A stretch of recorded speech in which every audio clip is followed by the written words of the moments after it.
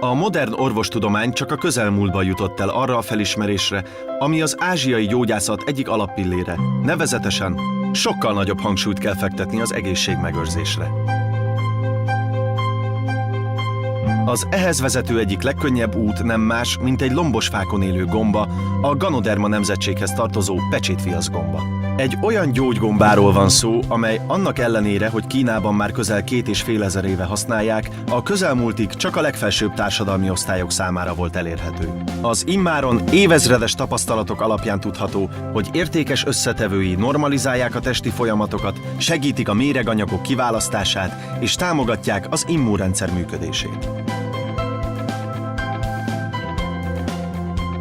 Ázsiában immáron gyógyszerek összetevőjeként a klinikai gyakorlatban is használják a pecsétviaszgombát. A nyugati orvostudomány ugyancsak felfigyelt a rendkívüli, daganatos betegségek kezelésében elért eredményeire.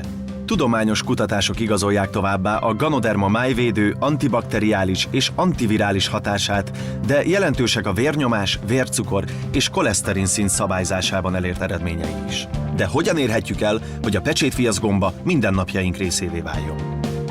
A megoldást egy csésze fekete jelenti.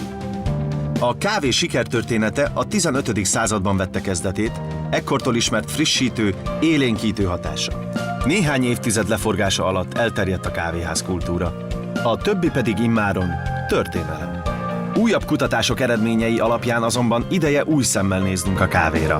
Kiderült ugyanis, hogy magas természetes antioxidáns tartalma miatt a kávé nemhogy egészségtelen, de a szervezet számára igen hasznos tulajdonságokkal bír. Vizsgálatok bizonyították, hogy a kávé fő hatóanyaga, a koffein, egyes esetekben gátolja a tumorsejtek növekedését, továbbá növeli a fizikai erőnlétet, fokozza a fájdalomcsillapítók hatását, és mértékkel történő fogyasztása jelentősen csökkenti számos betegség, többek közt a vastagbélrák és a májzsugorodás kockázatát.